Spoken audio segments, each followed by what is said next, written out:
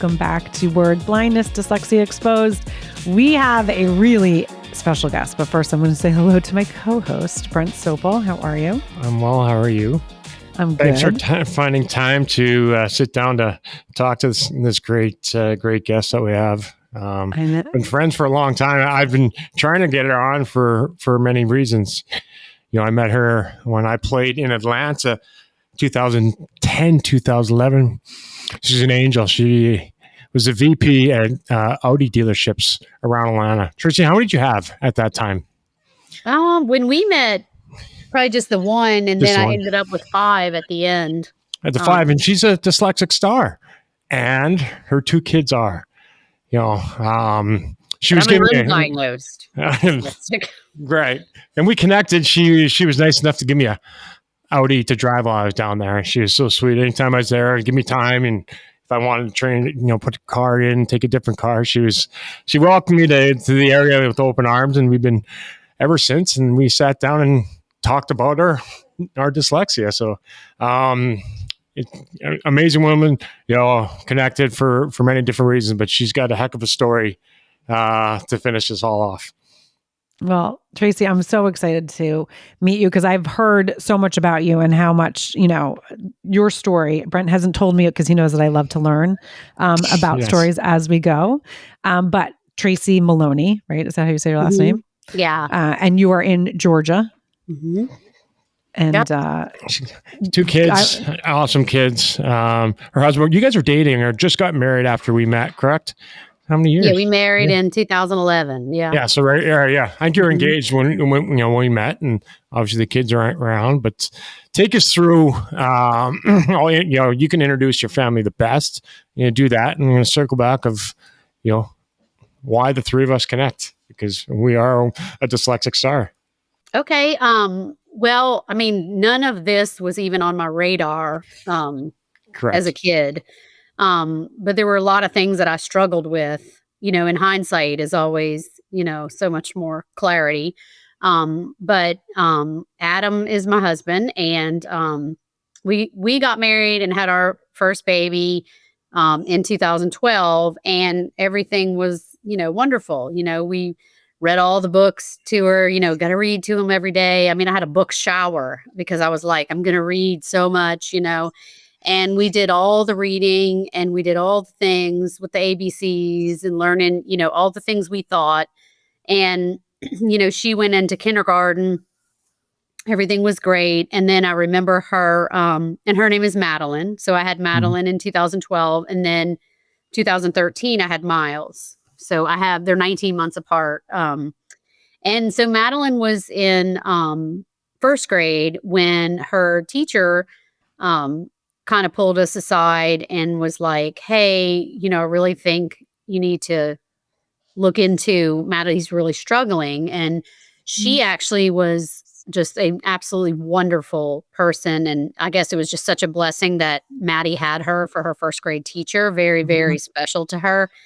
She'll never forget her. We're still friends to this day, but she kind of could relate to the ADHD and dyslexia. And I know your podcast is about dyslexia, but my gosh, don't they go together?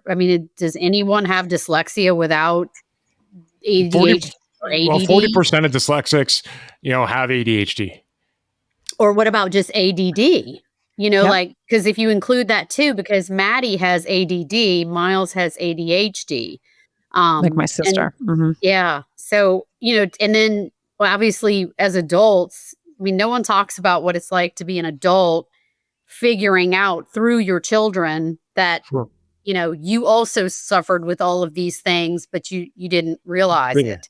Yeah. And you realize how much it affects you now. And it's just you did your math backwards, right? Left to right or the opposite way. Yeah. She did her math.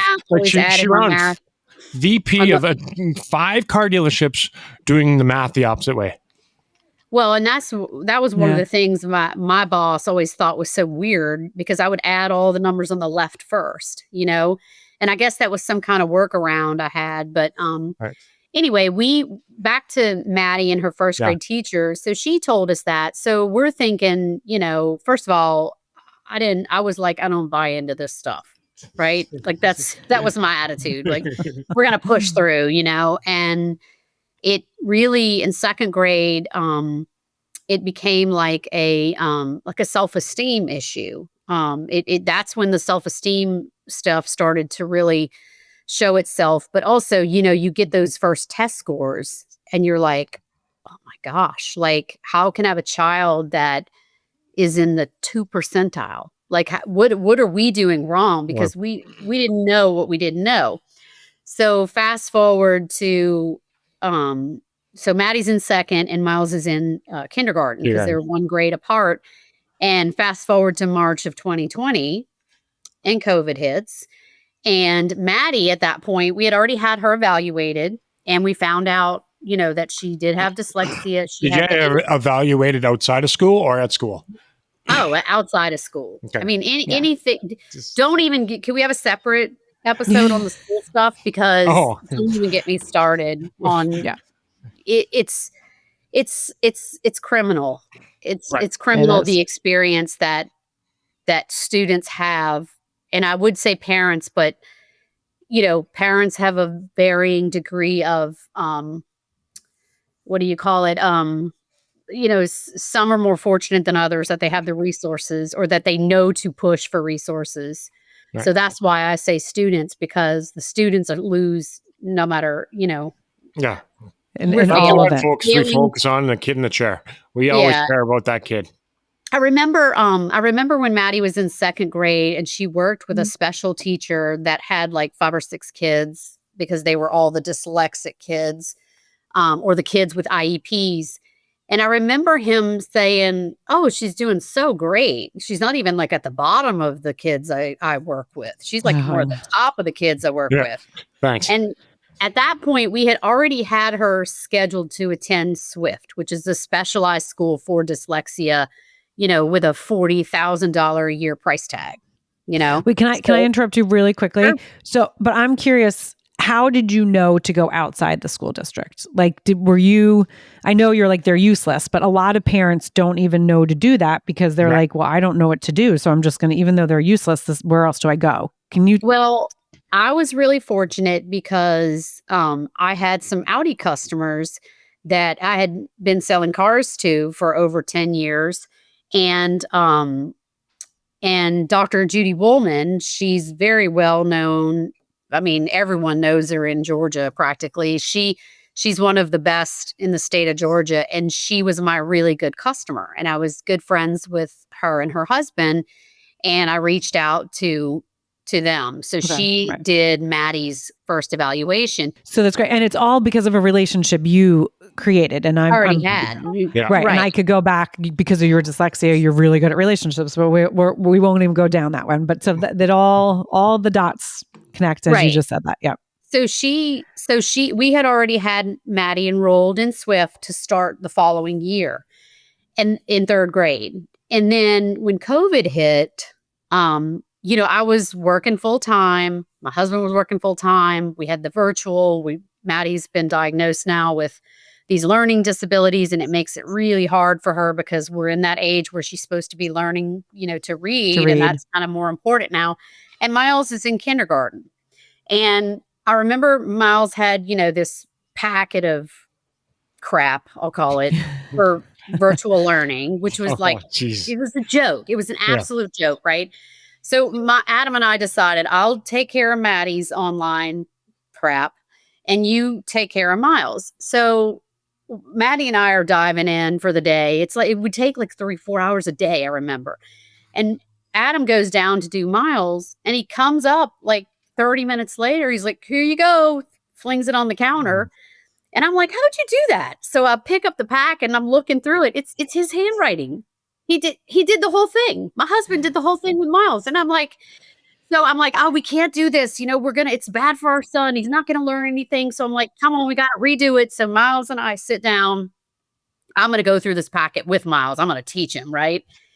And I get like 30 minutes into it. And I'm like, Miles is dyslexic too. And I said, Adam, Miles is dyslexic too. He's like, shut your mouth. Don't even don't talk about that. Right. I'm like, he is. I'm like, I know it. I know the signs now. I see what I see. Yeah. And I said, I think he has the ADHD or ADD too or whatever. So we called Dr. Woolman. We got him in. And sure enough, she confirmed it. Well, back up a little bit. So we were doing this virtual learning. I'm sure he has these, learning differences as well. I'm trying to run these dealerships. Also, I don't know if you remember, Brent, but I had gotten sick in that year. I do remember something about that. Yeah. Health, and it was like nobody whose story was worse, right? You'd hear these stories. Right. It's like no one wants to hear because it's like everybody's is worse than yours, So we were at the point where we were he was planning to go into first grade at DeKalb County, but then I realized, I was sitting there, it was like the day before school was supposed to start and they were starting virtual. Everybody was still starting virtual. And I thought, but the private school wasn't, but they were going to do the whole mask thing and all that. So I remember thinking like, this is going to be a disaster. There is absolutely no way that Miles is going to succeed at DeKalb County Public School virtual for first grade. So I literally emailed the registrar of the school and I said, look, I am 99% sure that my son is also dyslexic and has, the ADHD or whatever. And I said, is there any way that you can get him in without an evaluation? And we'll get one as soon as possible. And he wrote me back and said, we have a spot in first grade and we'll take him if you can get the evaluation by December. So then I reached out to Judy and said, oh my gosh, can you also evaluate Miles? So that's kind of how the beginning of our story started. And so all of a sudden you're talking, $80,000 in tuition and $10,000, $12,000 for these evaluations. Yeah. So at the time, I have a great job. We're making that work. But we thought, so we had applied to Skank, is a big school in Atlanta you probably are familiar with, and they turned Maddie down. This is backing up a little bit. When we got her into Swift, first, we had applied her as Skank because everyone said, oh, Skank is where these kids need to go. This is the big, right. this very special school. And we filled out all the paperwork and then they spent, 15, 20 minutes with Maddie. I wasn't even with her when they pulled her in and had a little meeting with her. She came out and within like a day, they sent me a note and they were like, we're sorry, your child is not a fit. Well, I'm new to all this. And I'm like, so I send this scathing reply, like, what are you talking about? How do you know? You spent 20 minutes with my child. Whatever. Well, it turns out they're right. They know what they're doing. Now, I think they could have been a little bit more tactful about their approach, which I did end up kind of sharing with them that for us, this is a really difficult experience. Right. And people don't realize how emotional it is. Like people think, oh, it's no big deal. So emotional. But it is so emotional and you just feel so like you're at fault here. And then you're like, how could you say my child? Because the letter said she's going to need much more remediation than we can provide. And I thought, how do you know what she's going to need? You don't even know her. You spent 15 minutes with her. I was so mad. I was so angry. Then we went to Swift and originally Swift said they didn't think it was a good fit. She went to her little shadow day and she got in the car and she was like, Mom, this is where I want to go. So, I'm crying like, oh, thank you, God. We found the place. And then they write me and say, we don't think we can help her. And I'm like, I call them. I'm in tears. I'm like, are you kidding me? Like we're running out of options here because there aren't a lot, and so they said, well, let's have her come back. So she went back a second time and then they agreed to take her. So then we got Miles in and of course they enjoyed having us there and that my kids did really well in elementary school there all the way through. Maddie went all the way through 7th and now she's moved. But it's been quite a journey and Miles did go back to public school for 4th and 5th grade because Miles getting him in first grade was a game changer versus getting Maddie in third. Yeah. And I don't 100%. Know how much to express that. Like I have parents now because I substitute teach now or I'll talk to parents about the dyslexia and stuff like that. Because in our little community, a lot of the kids end up at different schools because of their needs or whatever. And people ask me about the schools. And I just tell them, like, if you even suspect remotely that there could be something, the faster, the better. And I truly believe that. So Miles, in terms of reading, was remediated much faster than Maddie. And so I don't know if she just has it worse than him or if because he got in first. The way I say that is, we've been talking about more stage 4. If we're talking about cancer, we want to find it at stage 1. And that's where Miles was, right? Anytime after that, like I found it at stage 32 because I was 32 years old. Do you want to find it at 64 or do we want to find it at, grade 1 or grade 2? So 100%, the earlier you can do that, no matter what that is, every month counts, every day counts of getting it tested. And we talk about it as being tested is now you've figured out the roadmap of your kid's life, right? Mm-hmm. Now, when I got to Atlanta, I had to Google everything, figure out where I was going, right? I had to figure out, there was a map. Map was on our phone, MapQuest. We always look for the map. Way to go. Directions is maps, right?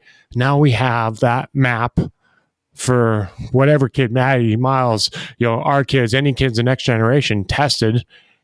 Now you know how they're supposed to learn. Now you're supposed to go left instead of going right. You're supposed to go straight instead. It is an absolute game changer. I was going to say, and also because of all of the habits, and I'm going to say habits that we pick up to get around things. That's like when Montgomery, when he went into Southport, he was in 4th grade and he had already worked on everything on how to get out of things. So it was really, the teachers were like, it was so difficult to take him back to being like, okay, no, this is how you need to learn instead of going from A to Z to D to C. So Miles learned A, B, C, and D, right? He learned to go to the correct steps instead of them having to break him down and then build him back up. He was already fresh. Yeah. She's got 3 kids. Joe's got 3 kids. She's dyslexic, dysgraphic. Montgomery's sophomore in college. Then she's a junior and senior and a sophomore. But the senior and sophomore just got diagnosed within the last 6 months. So she's living that world of what you just spoke about. She's living it now. At a little bit of an older age. The 2 neuropsychs. She's in the state of New York, so kind of a little bit different what they've got to do compared to Georgia. But she's living that exact world that you just spoke about.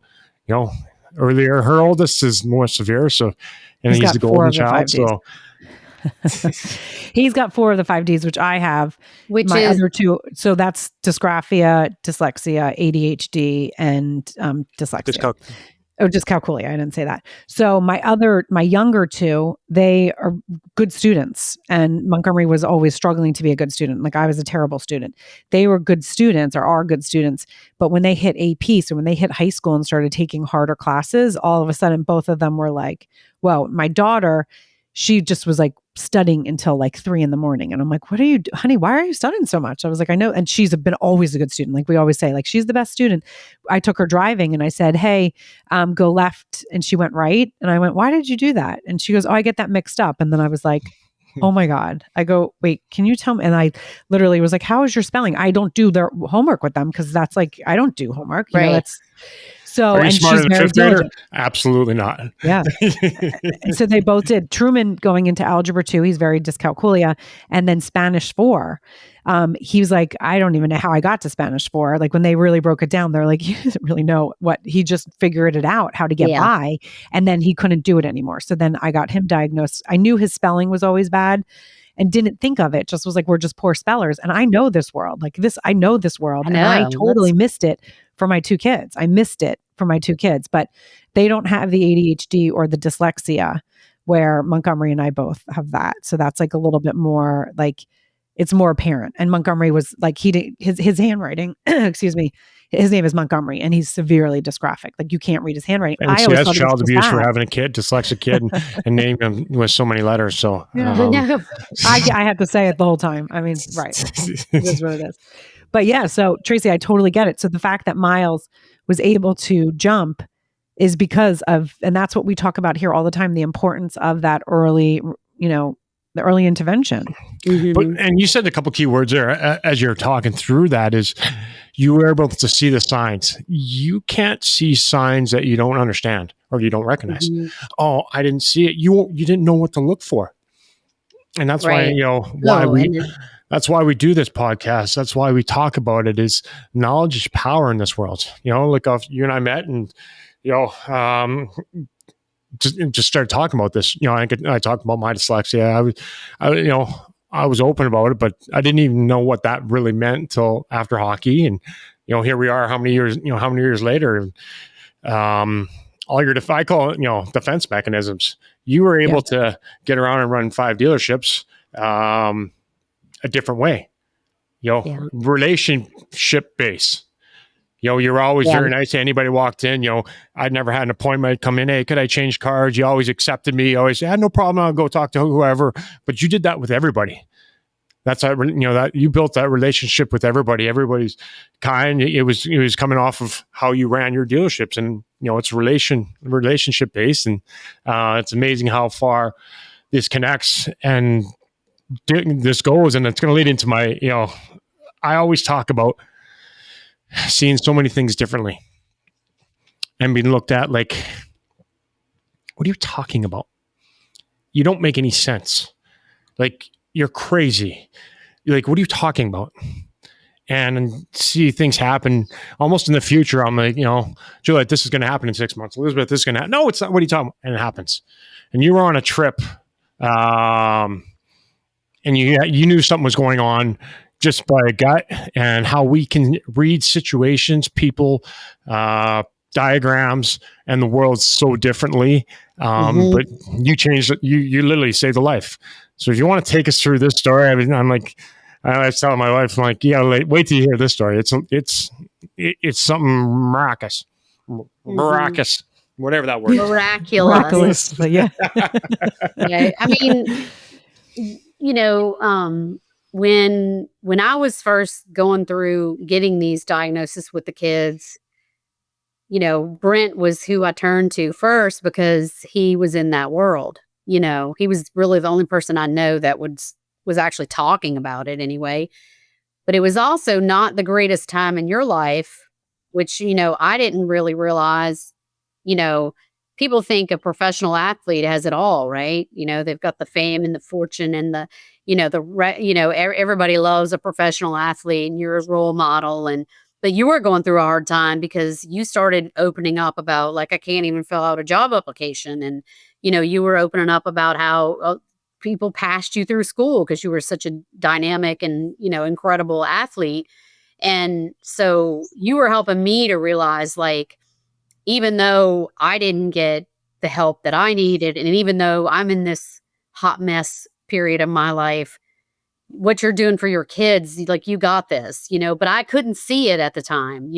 All I could see was that, like, they can't read. Like, why can't my kids read? And even when we were at Swift for several years, like, Manny was still not able to read. Right. And it was like, people were just like, how can a kid not read? And it's like, it's like I was doubting myself, though. It's like I felt like I had to explain to people, which, I've come a long way, and I've learned to look at the individual child and the individual situation.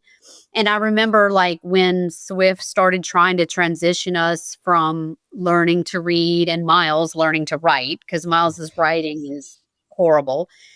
I remember talking to these schools like, look, and it was DeKalb County with Miles. And I was like, they're saying, well, he needs to use the computer to type. And with Maddie, she needs to use assistive technology. And I'm like, time out. No, we're not giving up on this child reading, or we're not giving up on this child writing. Right. But now I look back and realize that, they were just doing their job to let me know that, like, that is the way Maddie's going to read. And I think about it and I'm like, I don't read books. I didn't read. Dr. Woolman sat Adam and I down for the conference after to kind of, we go through the parent conference with her to go over all the findings. And one of the things she said was, she asked us both something about how many books, we read as kids, or something about the books. And, we kind of looked at each other. It was kind of funny at the time. We're both like, none? And she's just like looking at, what? And I never read a book. I mean, I got the Cliff Notes to everything. Remember the Cliff Notes? Yeah. That's how I got through everything. Yes. So I would read half of Cliff Notes. But guess what? Now, at any given time, I'm probably in 3 or 4 audiobooks at a time. I have one for fun. I have one for educational purposes. I love it. Is it called reading? I know it's listening, but it's 100%. No, that's your reading. Well, that's what I realized with Maddie. It's like, okay, maybe they were right. Maybe this is the time to transition to that kind of reading, because that's what I do, and then with Miles, he just can type now. And there's no right or wrong. Yeah, I mean, when it comes to that thing, but trying to push that, square peg in the round hole for so long, you're not doing it. You're doing a disservice to your child if you're trying to hold back on the assistive technology that's available. But it's a weird point for a parent to figure out, when do I say he can't write, or when do I allow him to stop trying to write and allow him to just type everything? You know what I mean? But there's also, which is really interesting, because Montgomery still, I mean, in college, if you cannot read his handwriting, and they were like, he has to use technology, but he's like, Mom, the way I have to, the way it gets into my brain, and this is all my kids are like this. I am too, but I've switched a little bit more where I can use technology, but he has to write it to solidify it in his brain. And the thing, he's like, Mom, it's so frustrating. I write it and then I go back and I can't read it. So if he is not understanding the subject, it doesn't matter. But if he's understanding the subject and he writes it, he doesn't need to go back and read it because it's already solidified in his brain. It's amazing. So, but he'll even say to me, he'll know professors that he's like, they don't get it.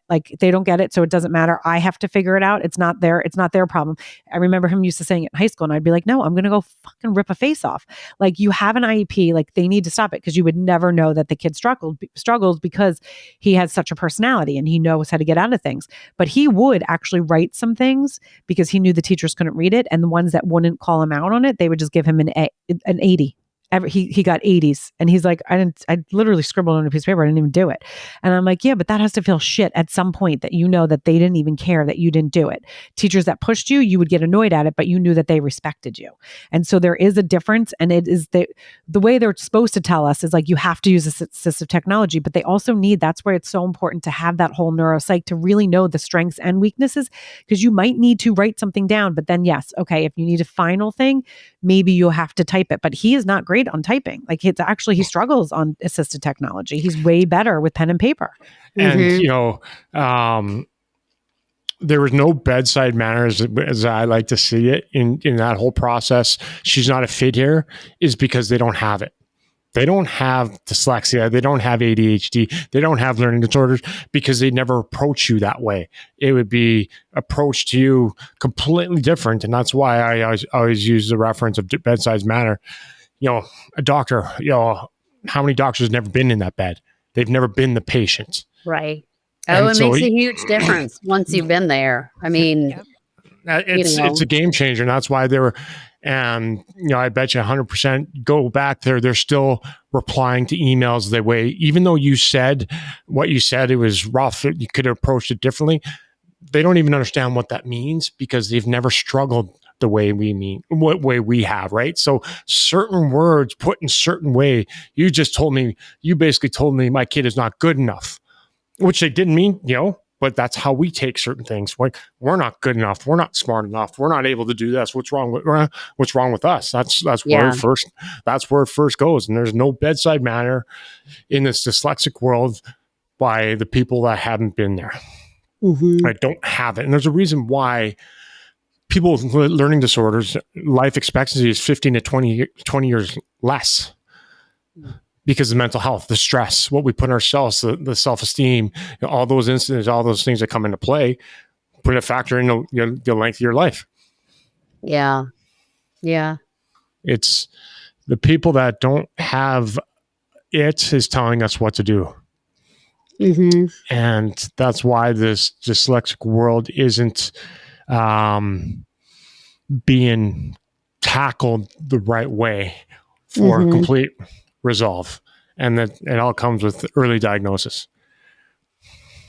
Yeah, I think it's crazy how, because now that I substitute, I primarily work in the pre-K room.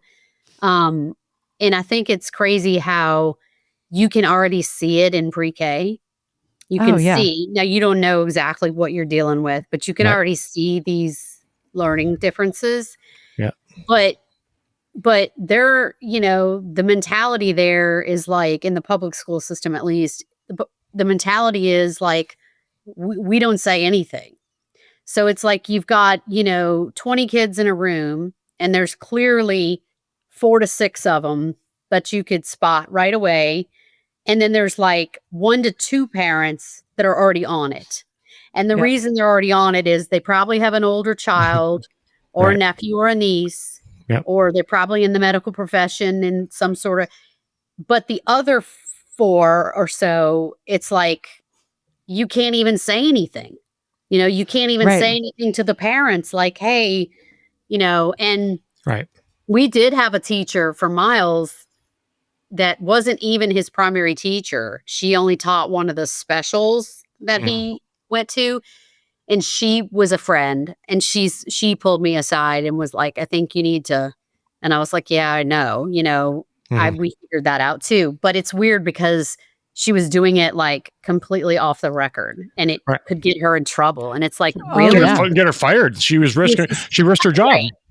My mom And was a kindergarten teacher, Tracie, and she was the one that used to tell parents, and she got her hand slapped, but she was tenure, and she was like, I don't care what any of you say. I'm going to call it out, and I'm going to let the parents know that this is what they need to do. And isn't tenure 10? Is it 10 years? Is that why tenure 10? Is that what that is? No, I want to say it was 6, but I don't know.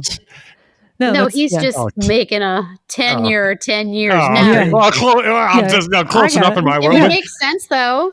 It would make sense, but no, it's less than that. 8, maybe. But people, what I was thinking is every teacher wants that, right? So they're not going to risk that. I don't know if is that 5 years, is it 6 years, is it 10 years? I don't know. Majority of teachers will not risk their job by saying, hey, Tracie, I think Miles, Juliet, I think there's something going on with Truman. They're not going to do that. They may do that, Juliet, to your mom once or 10. Right? There's nothing you can do, right? Yeah, but, and this was a long time ago too. But let's just run with that for a second. Nothing has changed.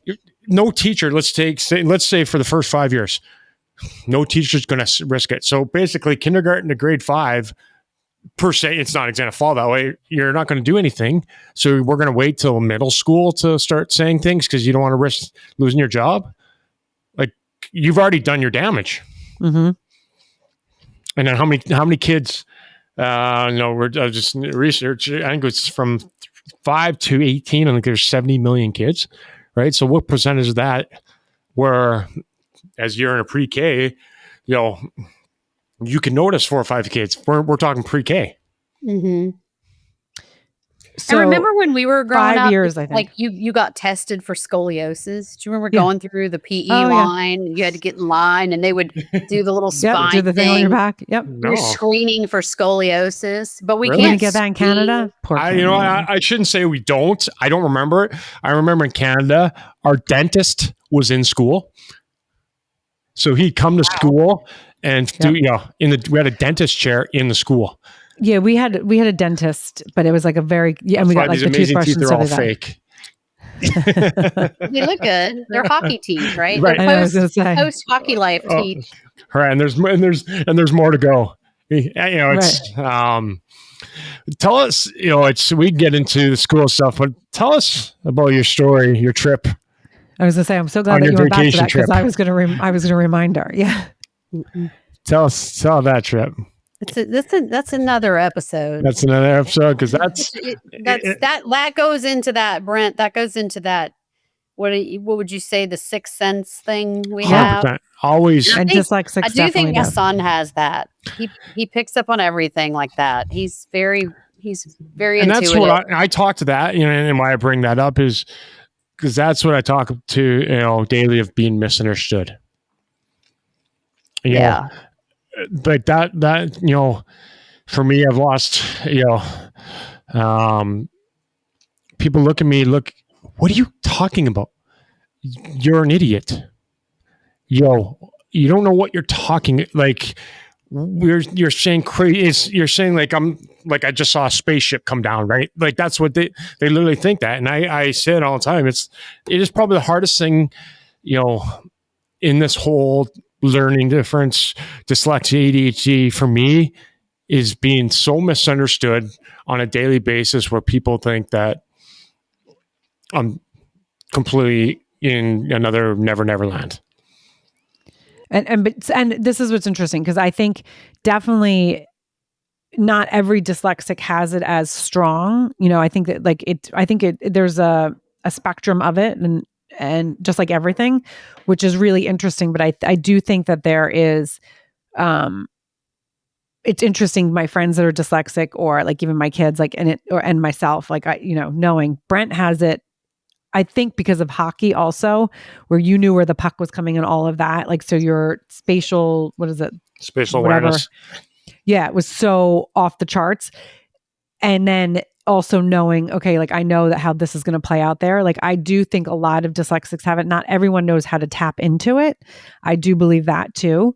And it's really interesting to see. And who knows, like whether it's, one of your senses, as if you're blind or deaf, right, you're going to get something stronger.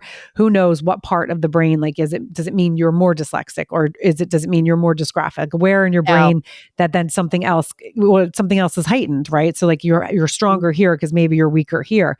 Like, who knows? But it is a very fascinating thing. And I do know, talking to so many, I mean, any person that we have on the podcast, our empathy, our, being intuitive, like there's so many things that really are like a red thread between every dyslexic. Yeah, in business, how many times you sat there in a meeting or in that conference, or people are like looking you sideways, but the fact that you're the boss, they had to listen to you, but it worked out. In the end, you had a vision in the end, but they just couldn't see it.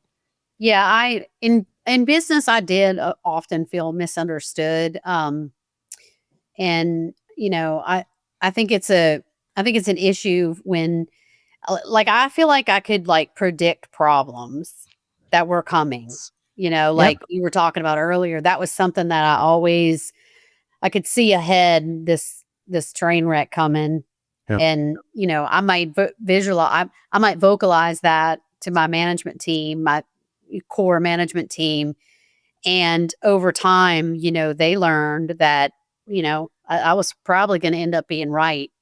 And they learned to appreciate that very much. And, I think it helped them too, to kind of see that, right, there is something to that, if you sense like, and it would often come across as like, okay, we need to address this with these employees, or we need to address this with this issue because this is what's going to happen. And you don't realize what a gift that is until you kind of realize that not everyone has that. So I mean, I looked at it as a gift. It's not always a gift though, because you carry a lot of weight on your shoulders over the anticipation of what you can see coming that potentially, is not going to be a good thing, but you feel it. And then, a lot of times you're right. And so then that just, it just justifies your thoughts on that. And then what'll happen is sometimes you'll project that onto things where you're not right. You know what I mean? Because then you start to say, I think we run in our brain with a lot of worst case scenarios. You have to, and 100%.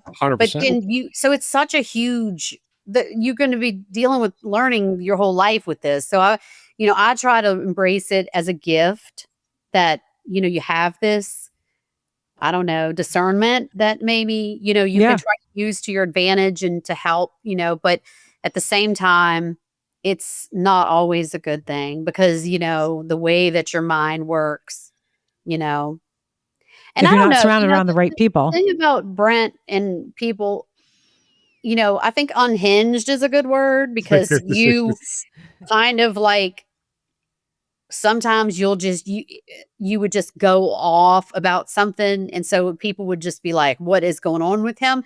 But I think what comes across, and I'm so glad that y'all met each other and got together, and you're married to your beautiful wife now, and, see things in your life seem to be really finding a lot of purpose and meaning, and like you're in a good place, and, you're such a great person and you're so passionate. But I think it's just like there's such a depth to what you've dealt with, like you dealt with being like the top up here, in hockey, and everybody's role model, and I remember you were one of the professional athletes that was so genuine. You were so real and genuine and kind and open. I mean, and it runs the spectrum, because some of those athletes are like, and I'm coming in, please don't have anyone look at me, kind of thing. So you were different, you wanted to sign an autograph or do a show thing, do an event for us, or you really cared about our product and our brand and representing it. And you wanted us to come and enjoy the games. And you were such a kind person, but you were, at the top of your game, and you were so well respected, and you had all this fame. And then you sort of fell from grace in your own mind when you lost all that, because it was over. Not that you did anything wrong, but it's just like life after hockey. And then that's when you finally were like, holy shit, they passed me through school and they didn't really care about me.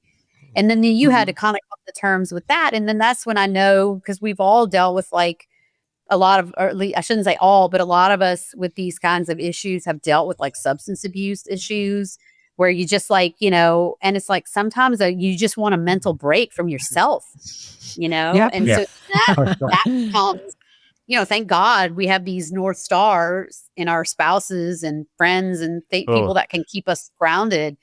But I mean, there's times where, I could have gone off the deep end if it wouldn't have been for Adam. And, and sometimes you and I would just vent to each other. It's like I can think about times I've talked to you when I was pretty much at the bottom of the barrel, thinking I'm doing everything wrong. And, but I don't know. I think it's just, I read something, and this is another thing. Like, I was wondering if y'all think this. It's like once you say, "Oh, I have dyslexia or I have ADHD or whatever," it's like you get served up so much information, and so you read all these things, and it's just constant information in. But it makes sense, But a lot of it is just like little one sentence things, and it's like when you have that ADHD, it's like you feel everything 10 times stronger, including like rejection, and including, like you love deeply, but then you hurt deeply, like way deeper than the average person who may be in the lanes here. You're like way out, so that can make life sweet, but it can also make life a little bit volatile at times, I think, Mm-hmm. It's all understanding, it all comes with understanding, and to early diagnosis. We wouldn't have the scars we have if you're diagnosed in kindergarten, every kid. We wouldn't be having these in-depth conversations we're having. Hopefully, in the next generation, we're able to take care of some of the things we are.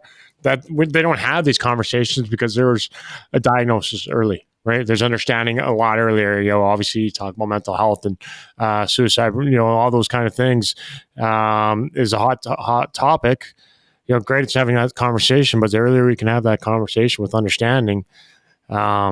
Getting a second opinion doctor when I broke my ankle. I can't get it repaired this way because I need to do this. It's information, and it's the right information, because there's a lot of the wrong information out there.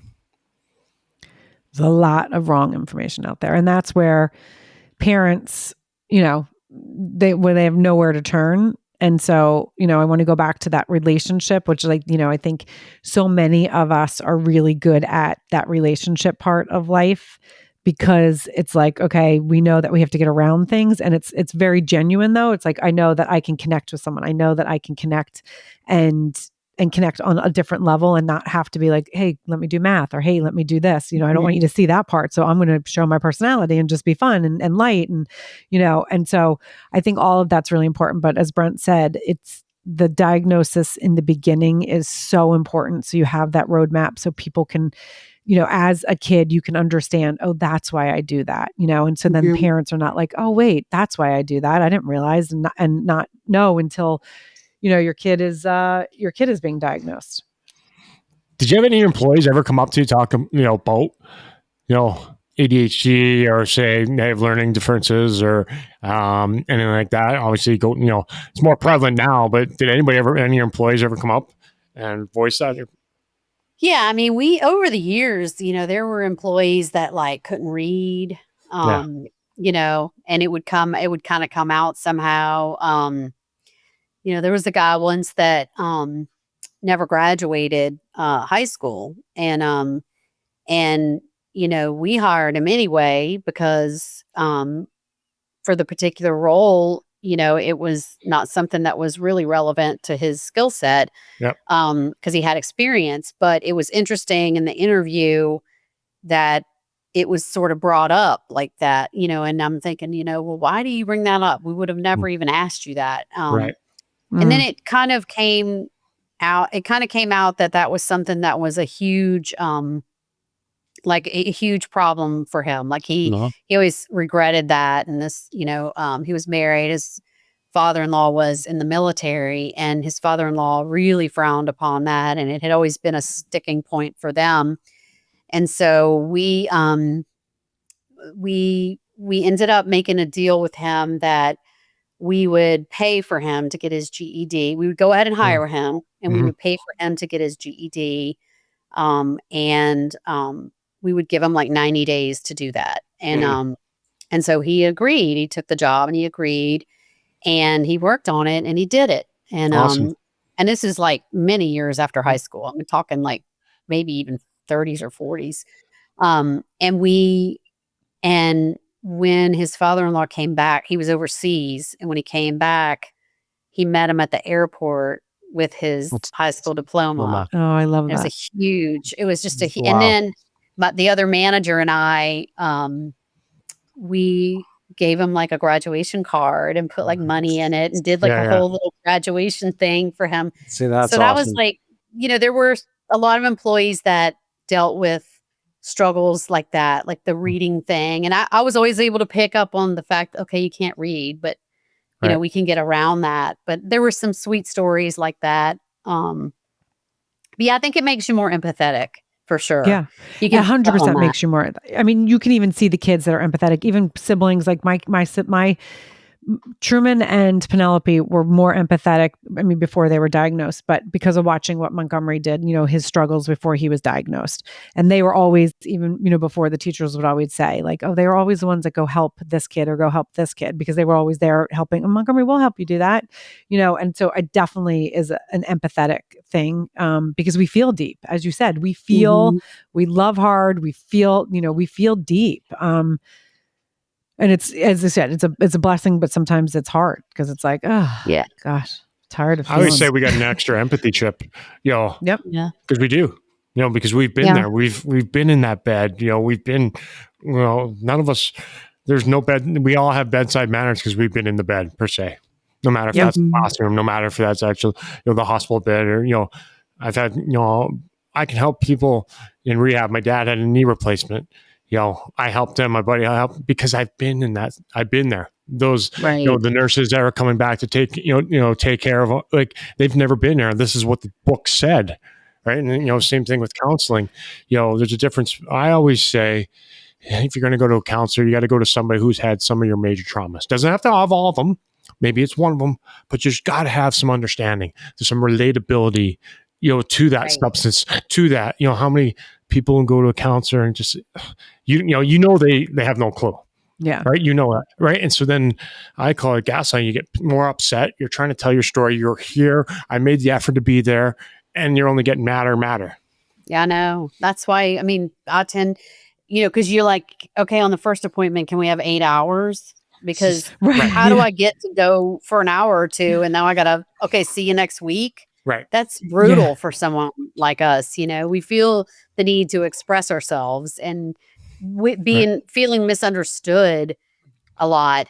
It's like, you don't want to leave without making sure that, and you're wondering, what is that person thinking? And they don't quite get it. And I feel like there's so much there. Yeah. There's definitely another episode because I want to dig into more about now in school, working there, kind of what you're seeing when you're substituting. To dig in that a little bit more, and from the school side of it, you've had the school side of it because you're living it right now, but you're having the parent side of the school side, to dig in that, dig into that every perspective, even now as a teacher. Now you got both sides of it, so you can really enlighten, the guests and listeners and us too on that. And then, we'll get into that, that other story. That's if you want to come back. This is your debut podcast, as Adam was saying. Maybe he's going to have a card for you with some flowers and congratulations on your first episode. No, we have a basketball game in a few minutes. So that's where I'm headed to a basketball game too. Oh, you're both going to basketball games? Wow. Yep. First that's not a real sport, by the way. Very first ever basketball game. Oh, congratulations. What grade is he in? What grade? Yeah, he's in 6th. Oh, have fun. Oh my God. It's like one of my favorite sports. Aren't you supposed to get, my wife's sister, she lives where? Elizabeth? Patty. Georgia. In Ackworth. Ackworth. So they're just, me and a weather bug. Aren't you guys supposed to get a bunch of snow here soon? Oh. They changed it. Oh, did they? It's going to be cold, but I don't think it's going to snow anymore. There was at one point in time, it was talking about 5 to 9 inches. Yeah. I think we're getting a big storm, and I'm supposed to be leaving Friday. Are you really? No. Yeah, I'm like, no, stay away. Come when I come back, because I don't mind a good storm, but not when I'm flying. We're snowing here again. We got 10 inches on Saturday here. Wow. A couple more overnight. You're supposed to get a little bit more, so we got about 1.5 feet of snow. Yeah, nice. That's crazy. I'm not ready for the snow. Right. Well, especially if you're in Georgia, I get that. But seriously, this was so nice. And so nice to finally see and meet you, because I've heard so much about you, and I know we've texted, back and forth and stuff, but it's awesome to open the community and just know that there's people out there that understand. And we have so many individuals that listen to the podcast, and when they hear your story, they're going to connect, and it's just going to be like, okay, see, they just brought another person that understands and gets it. And that's why it's so important just to talk about it. Like for us to talk about, even in our hard times when we feel shit, to talk about it, because that's where people connect. They connect with real, they connect with authentic. And so thank you for joining Word Blindness. You're very welcome. Thanks for having me. So you guys know what to do. Like, rate, review, and share, because you don't know who needs to hear this episode.